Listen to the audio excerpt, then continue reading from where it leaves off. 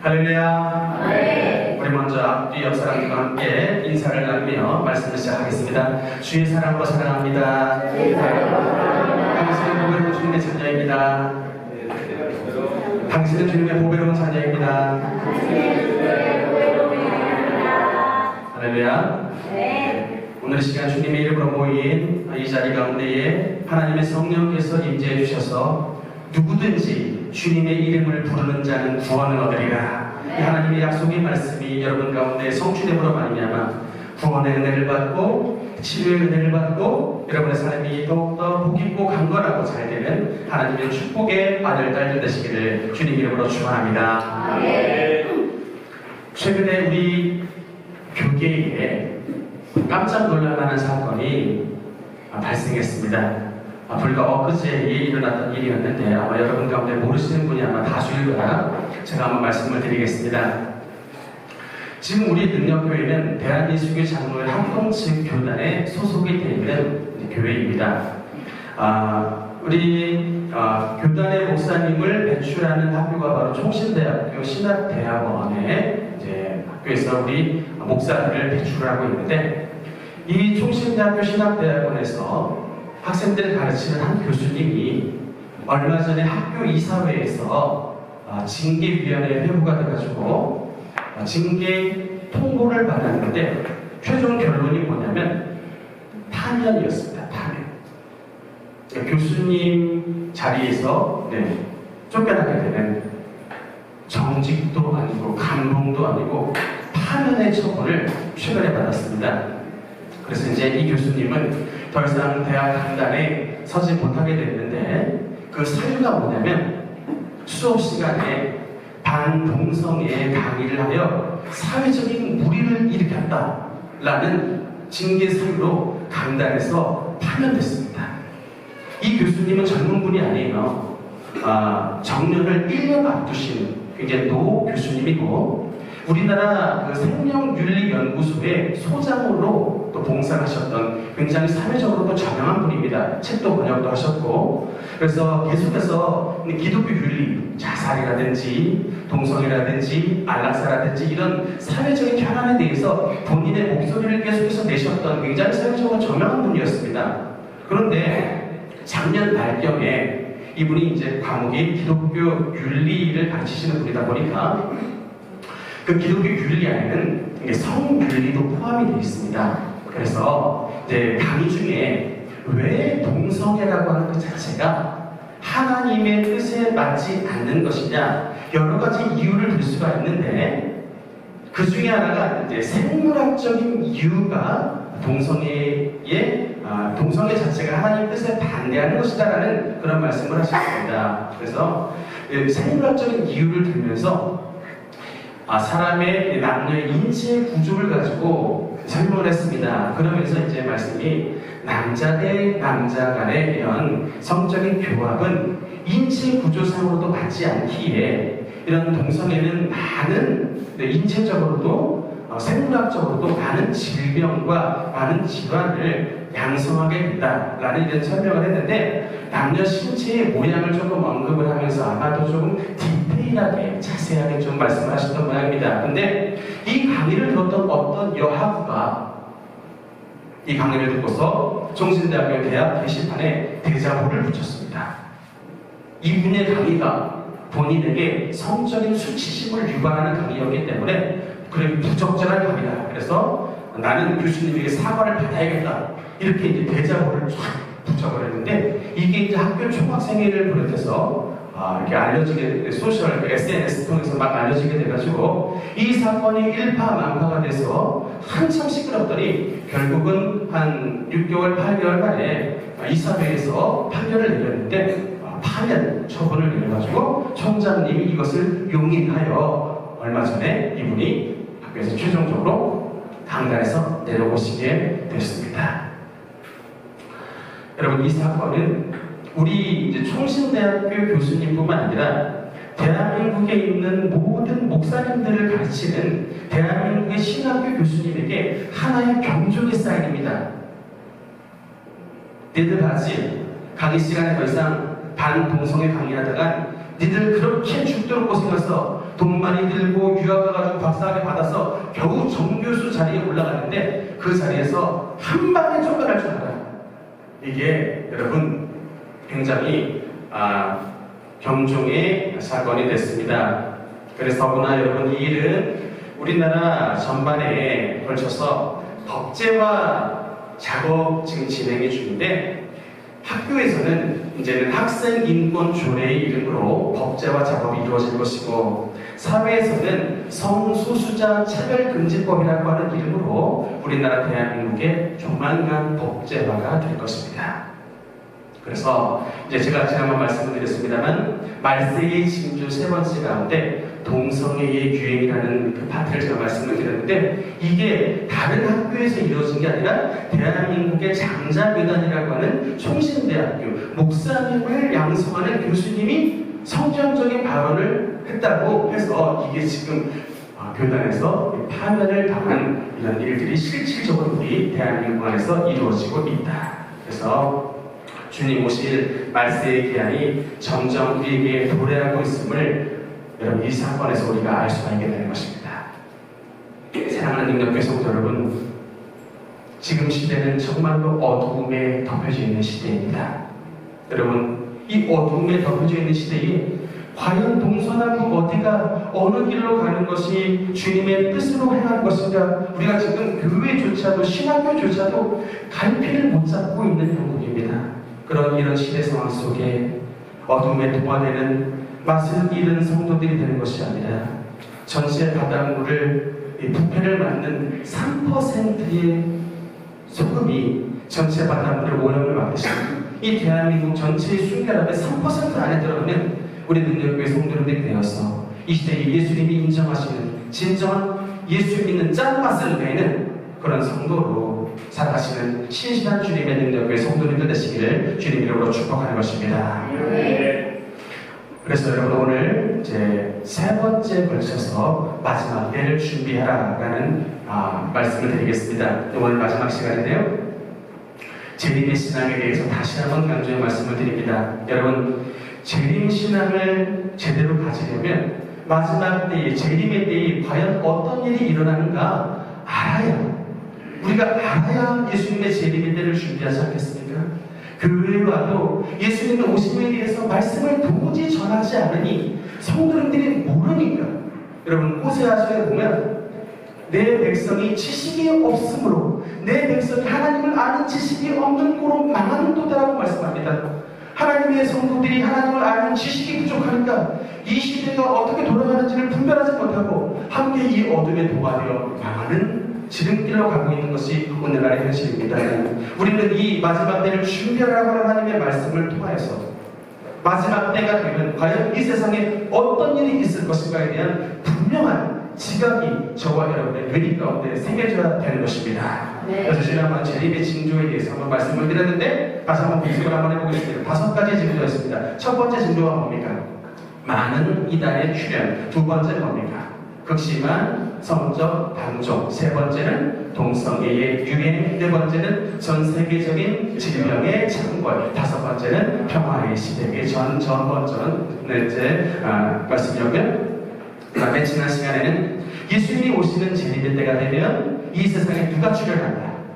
적그리스도가 출현하는데 그 적그리스도의 이제 예수님의 오심과 적그리스도의 등장은 같은 시대에 동시에 시작이 되는데 그 징조를 알려주시기 위해서 저주받은 무화과 나무가 다시는 되살아나는 징조를 통해서 우리가 알려주셨는데 그것이 바로 어떤 때 성취가 됐다.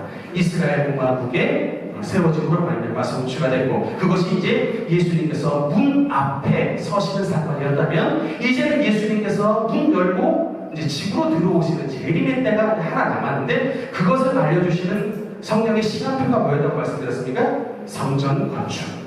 이 이스라엘의 유대인들과 유럽연합관의 조약을 맺은 7년 상호조약의 성전 건축 조약을 통해 예수님께서 지상에 오시게 되고 공중에 오시게 되고 지상에는 적그리스도가 출현하게 된다는 말씀을 드렸습니다. 그리고 그 적그리스도의 때가 되면 오른손과 이마에 적그리스도의 표시 666이라고 하는 적그리스도의 표시를 강제적으로 받게 하는데 그 세계정부 시대에는 그 666이 뭐냐면 오늘날 대한민국의 주민등록번호처럼 그 적그리스도의 통치 시대의 주민등록번호가 되기 때문에 그것을 안 받는 자는 그 시대 속에 살아남을 수가 없고 그것을 받는 자는 살 수 있지만 영혼은 지옥불에 떨어지는 양자택일의 굉장히 어려움에 처하게 된다라고 말씀을 드렸습니다. 그게 바로 이제 성경이 말씀하시는 7년 환난인 것입니다. 그래서 오늘은 이어서 마지막 시간으로 예수 그리스도의 참 성도들만이 얻을 수 있는 특권, 즉 휴거와 최후에 있을 심판에 대해서 오늘 마지막 시간으로 말씀을 드리겠습니다. 한번 더 합시다. 휴거. 여러분 이 단어를 좀 기억해 주셔야 됩니다. 휴거라는 단어를 기억합시다. 여러분 휴거라는 단어는 사실은 성경에 나오지 않는 단어입니다. 이 단어 자체는 성경에 나오지 않아요. 그러나 데살로니가 전서 4장 17절 우리 한번 말씀을 한번 읽어보겠습니다. 데살로니가 전서 4장 17절 말씀. 데살로니가 4장 17절 안 나왔습니까? 그 후에 우리 살아남은 자들도 그들과 함께 구름 속으로 끌어올려 공중에서 주를 영접하게 하시리라는 말씀이 있습니다. 이게 그래서 끌어올려라는 단어가 한자로 된 게 바로 휴거입니다. 휴자는 불휴자입니다. 거자는 끌거자입니다. 그래서 휴거라는 단어는 들어서 끌어올리다라는 뜻이에요. 그래서 이게 휴거라는 말이 성경에 없다 할지라도 이거를 풀이해 보면 바로 그 단어가 맞습니다. 휴거, 들어서 끌어올리다라는 의미예요. 주님의 지상에 있는 성도들을 들어서 끌어올려 공중에서 주님과 함께 만나게 하는 사건이 바로 휴거입니다. 여러분, 이 휴거라고 하는 단어가 영어로는 뭔지 아십니까? 랩처입니다. 랩처. 여러분, 이 랩처라고 하는 뜻이 뭘까요? 환희, 기쁨, 희열. 그러니까 그냥 보통 좋은 정도가 아니고 최상의 기쁨, 이게 바로 랩처입니다. 그러니까 joy 그러면 그냥 기쁨, 좋은 건데 이것보다 더 높은 단계가 바로 랩처예요. 너무 좋아가지고 너무 기뻐가지고 정신이 도무지 차려질 수 없을 만큼 완전히 황홀경에 빠질 정도의 좋은, 그게 바로 랩처예요. 근데 왜 휴거를 랩처라고 하는 단어로 번역을 하는가? 이런 딜리버런스라고 하는 것으로도 갈 수가 있는데 왜 이렇게 됐냐면 휴거라고 하는 것은 양태를 나타냅니다. 지상에 있는 주님의 성도들이 공중으로 끌려 올라가는 이 양태를 나타낸다면 영어로 랩처는 그 끌려 올라간 주님의 성도가 그냥 올라가는 것 가서는 너무나도 최상의 기쁨과 최상의 희열을 예수님을 통하여 받기 때문에 휴거라는 단어가 랩처라는 단어로 우리 같이 번역이 됐던 것입니다. 그래서 이 단어를 좀 기억해 주시고, 근데 그러면 이제 휴거 때에 주님의 성도들에게 어떤 현상들이 나타나게 되는가, 이제 여기에 대해서 세 가지로 정리를 한번 해봤습니다. 그래서 사실 오해가 많아요. 휴거를 받으면 과연 우리 주님의 성도들이 어떻게 될 것인가? 여러 가지 오해가, 어떤 사람들이 뿅 하고 막 사라져버린다고 생각하시는 분들도 있고, 그것이 없다고 생각하시는 분들이 있고, 여러 가지 생각들이 다양한데 성경적으로 휴거 때에 그럼 우리 주님의 성도들에게 어떤 양태가 나타나게 되는가, 세 가지로 한번 정리하겠습니다. 첫 번째 휴거 때에 나타나는 현상은 바로 하나님의 나팔 소리가 성도들에게 들린다라고 하는 것입니다.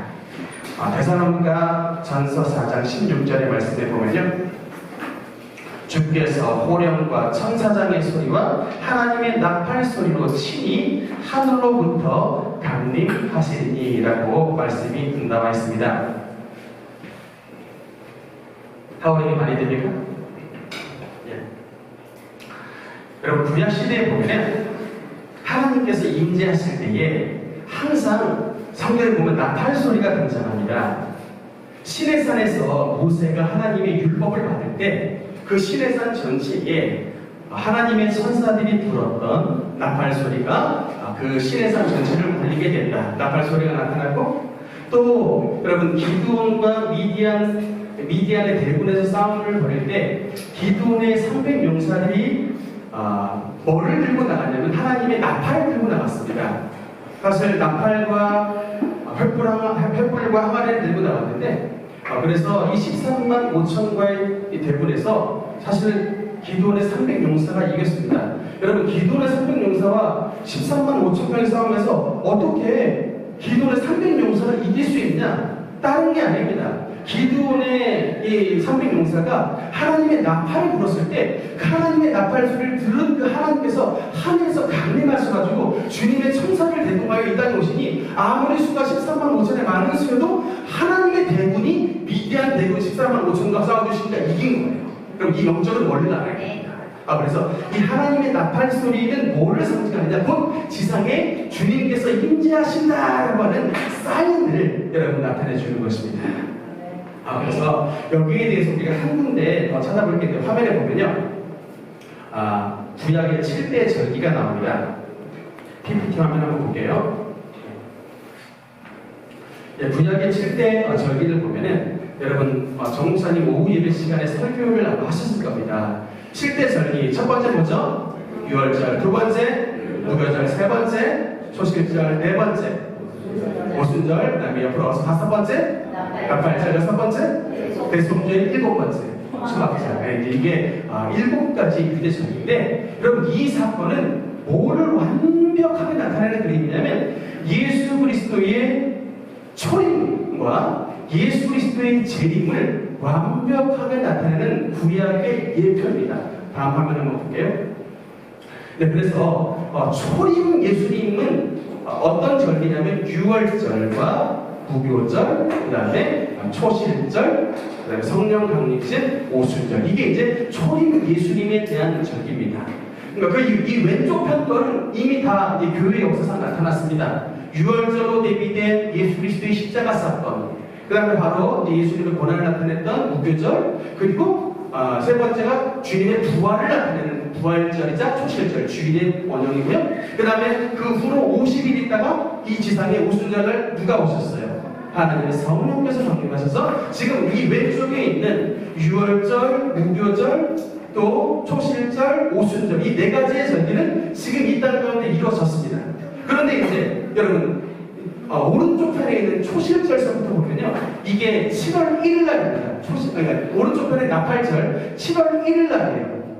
그러니까 정확히 1년 12달 가운데 전반기가 끝나고 후반기 첫째 날에 그 나팔절인데, 이 나팔절이 뭐의 상징이냐면 바로 예수 그리스도의 재림의 때에 이 땅에 천사장이 부는 하나님의 나팔 소리가 온천지간에 울린다라는 것을 재림의 신호탄이 바로 여러분 나팔절입니다.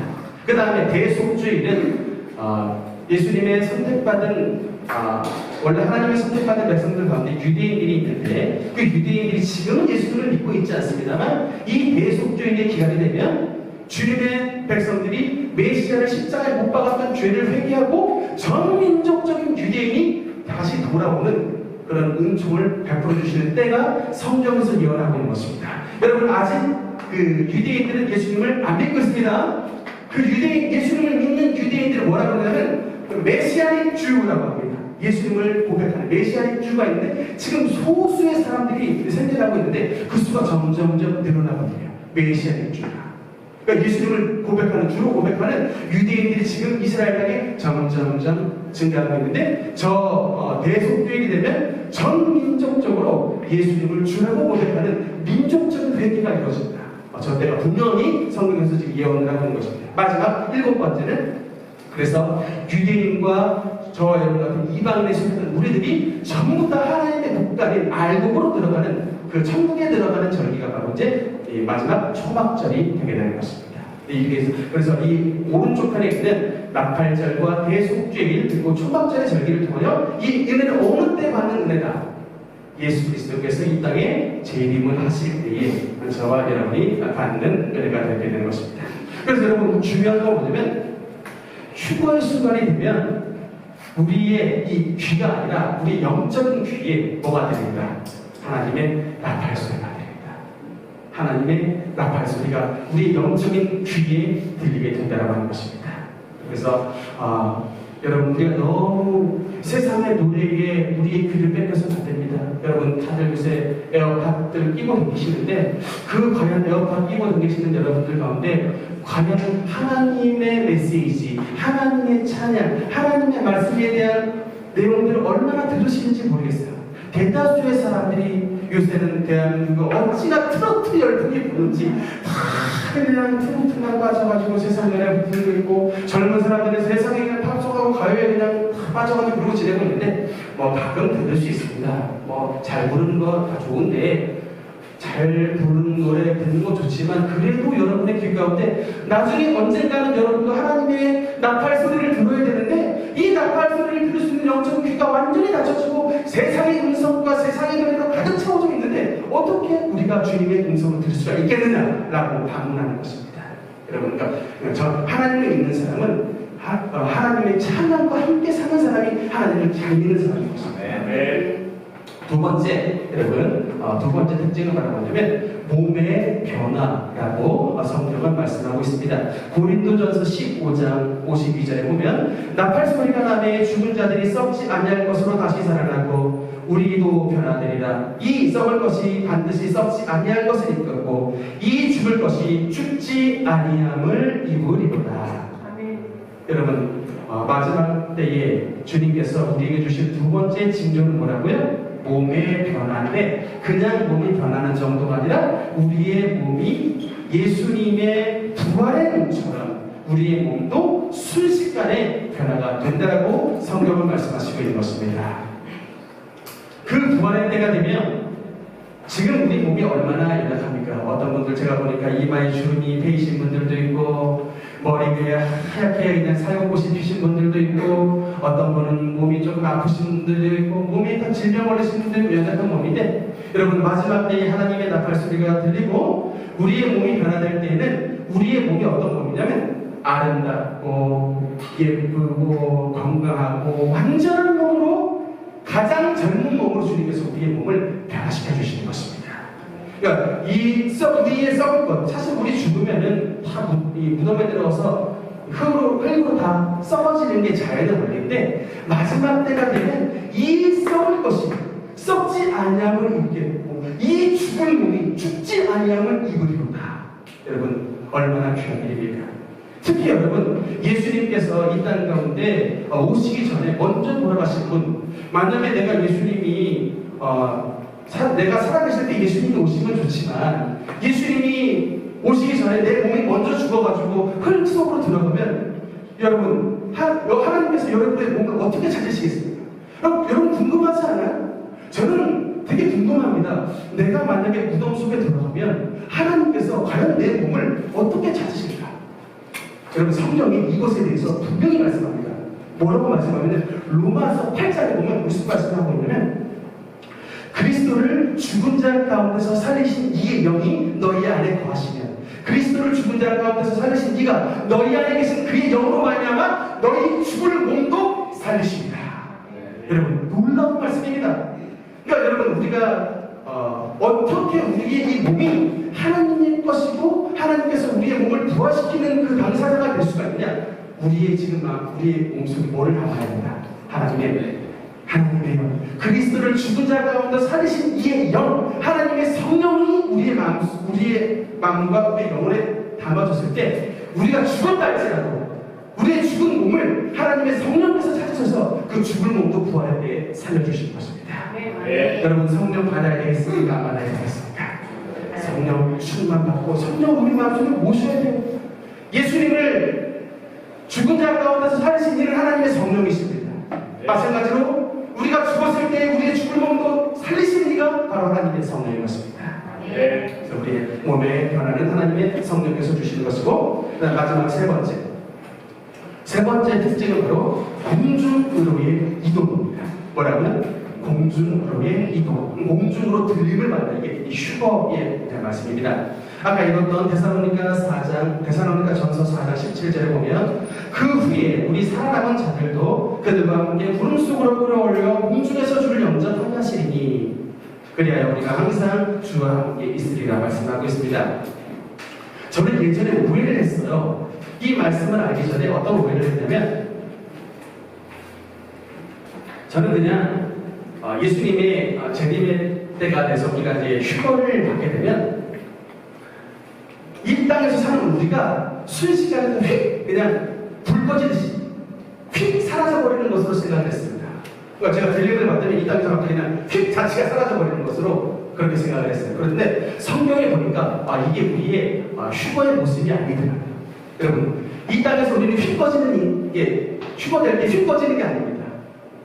성경에 보니까 뭐라고 말씀하냐면 휴거의 가장 전형적인 모습은 예수 그리스도의 승천하실 때의 모습입니다. 예수님께서 제자들을 축복하시고 오직 성령이 너희에게 임하시면 너희가 권능을 받고 예루살렘과 온 유대와 사마리아 땅 끝까지 이르러 내 증인이 되리라 말씀하시면서 이 축복을 하는데 예수님께서 그들이 보는 데서 하늘로 올리고 라고 말씀합니다. 그러니까 여러분, 우리가 주님 앞에 들림을 받을 때는 휙 불 꺼지는 것처럼 꺼져버리는 것이 아니라 지금 우리가 보는 가운데에 공중으로 올림을 받는 것입니다.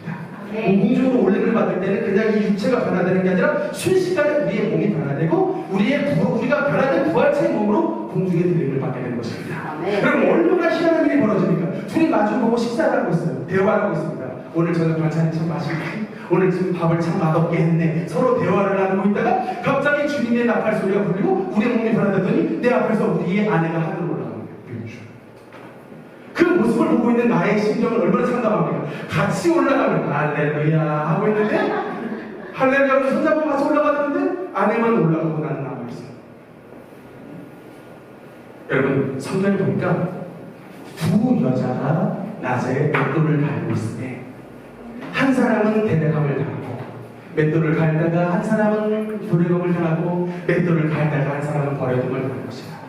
이걸 오늘날로 바꾸면 두 사람이 동시에 학교에서 아이들을 가르치고 있는데 한 사람은 아이들을 가르치다가 들림을 받고 한 사람은 아이들을 가르치는 대로 남아져 있다. 한 사람은 대대감을 당하고 한 사람은 버려둠을 당한 것이다. 두 사람이 함께 잠을 자고 있는데 그 잠자리 가운데 한 사람은 대대감을 당하고 한 사람은 버려둠을 당한 것이다. 여러분, 하나님의 말씀은 분명히 경고합니다.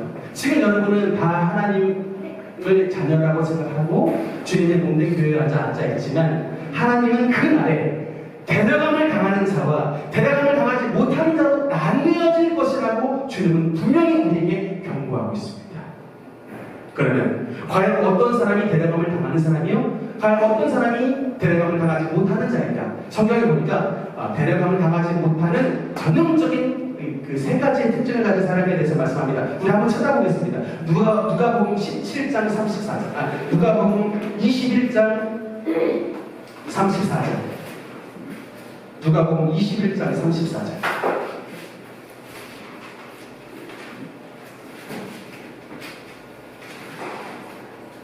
버려둠을 당하는 자 세 가지의 특징입니다.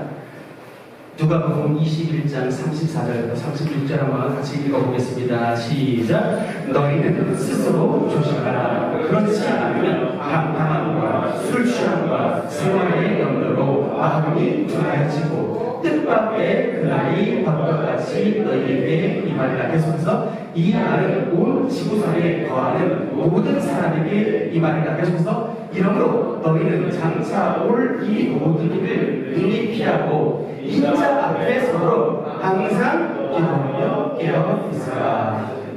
할렐루야. 여러분, 성경이 버림을 당하는 자 특징 세 가지에 대해서 말씀합니다. 첫 번째 특징이 뭡니까? 오늘 본문에 보니까 방탕함. 두 번째 특징은 뭡니까? 술 취함. 세 번째 특징은 뭡니까? 생활의 염려로 가득 차 있는 사람. 이런 사람의 마음은 둔하여져서 하나님의 나팔 소리를 듣지 못하고 그런 사람은 성령의 충만함을 받지 못하여 하나님의 변화처럼 변화되지 못하기 때문에 결국은 그날에 벽과 같이 그의 삶에 임하게 된다라고 말씀을 합니다. 방탕함이 대표적인 특징입니다. 여러분, 오늘날 텔레비전을 보면 얼마나 이 불륜에 대한 소재가 드라마가 너무나도 많이 나오는지 모릅니다.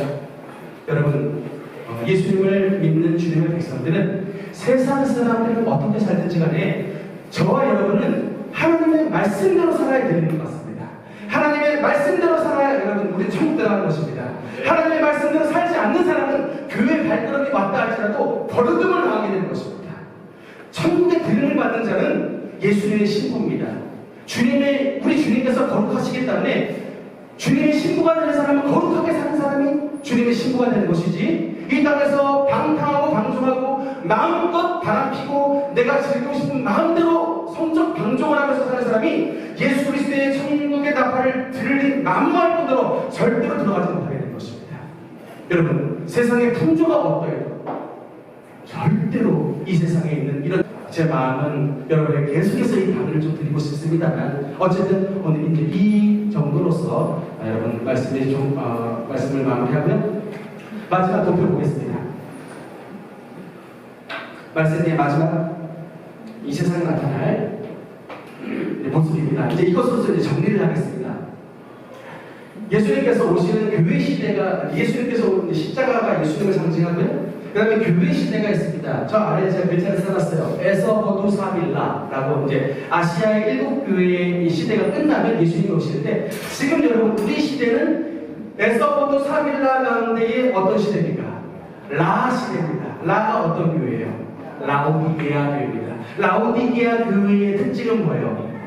인권 시대입니다. 그러니까 신앙이 있는데 덥지도 않고 차갑지도 않고, 죄에 대해서는 차갑게 하고 하나님의 열심히 뜨거워야 되는데 이게 뜨뜻미지근하면 이게 예수를 믿는 것인지 안 믿는 것인지 도대체 모르고, 그 안에서 라오디게아 성도들의 인권이 높아지고 목사님들의 이 설교권은 그냥 쪼그라드는 이런 시대가 바로 라오디게아 교회의 전형적인 특징인데, 지금 대한민국의 교회 형태가 바로 딱 라오디게아 교회입니다. 그냥 하나님의 말씀 제대로 보전하고 그냥 장로님들 눈치 보기 바꾸고 교인들 목소리만 커지고 목사님들이 권위가 추락해버리고, 성도들의 모든 신앙은 더없지도 않고 사업지도 않고 뜨뜻미지근한 신앙, 이게 바로 라오디게아 교회의 특징인데, 이 시대에 예수님께서 이 땅에 재림하신다고 계시록에 말씀하고 있는 것입니다. 그래서 이 재림을 하실 때 되면, 그럼 재림의 양태는 두 가지입니다. 그냥 오시는 게 아니고, 첫 번째 재림은 공중재림입니다. 한번 따라합시다. 공중재림. 공중재림. 예수님께서 공중에 임하실 때에 우리가 함께 하늘로 들려가 휴거의 은혜를 드리게 된 것입니다. 주 예수님 공중에 임하실 때 나 일어나 아지라. 크로스 여사도 이게 찬송으로 남겼지만, 주님께서 공중에 재림하시면 우리가 휴거로 올라가게 되고, 우리를 드는 주체는 하나님의 성령이십니다만, 하나님의 백성들이 공중에 들려 올라가게 되면 지상에는 누가 출현하게 된다? 전 그리스도가 출현하게 되어 전 3년간 후 3년간 동안 환난을 주게 된다. 그러면 하나님의 백성들이 들림을 받아가지고 공중에 있는 7년 동안에 뭘 하게 될까요?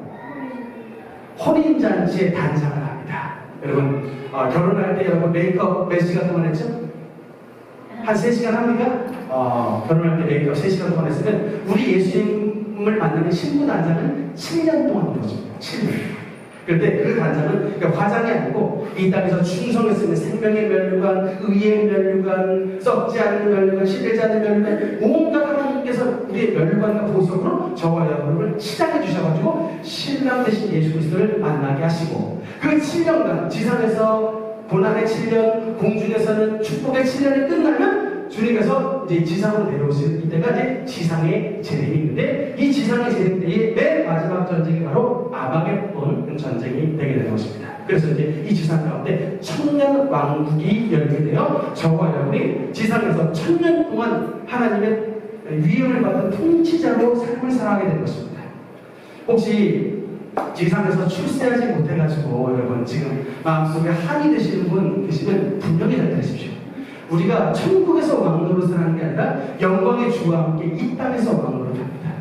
이 땅에서 주님과 함께 이 지상재림에 함께 참여하여 주님과 함께 이 땅에서 왕노릇하는데, 많은 통치권을 받는 사람은 누구냐면 하나님 앞에 많은 달란트를 남긴 사람이에요. 많은 전도의 달란트, 많은 찬양의 달란트, 많은 축복의 달란트를 남긴 자가 지상에서 하나님과 함께 통치권 안에 들어가게 되고, 그럼 하나님 앞에 하나도 달란트 못 남긴 사람은 어떻게 될까요? 천년 왕국에 들어가긴 하는데 하나도 달란트 받지 못하고 그냥 뭡니까? 이 불 가운데 탄 것처럼 구원을 받는, 예수님의 십자가상에서 못 박힐 때 오른편에 있던 그 강도 같은 막 사중에 막차 탔던 사람은 이 천년 왕국에 들어가서 피지배층으로 들어가게 하는 것입니다. 그 사람들은 이 열매가 없기 때문에 어쨌든 뭐 간 것만도 감사하지만, 그래서 여러분 기왕 예수님을 믿었으면 우리가 영광의 주와 함께 왕노릇을 하는 그런 자리에 들어가야지. 여러분 이 세상에서 나오되거나 들림받지 못하거나 또는 지옥불에 들어가는 그런 안타까운 선고가 나와서는 절대로 안 되게 되는 것입니다.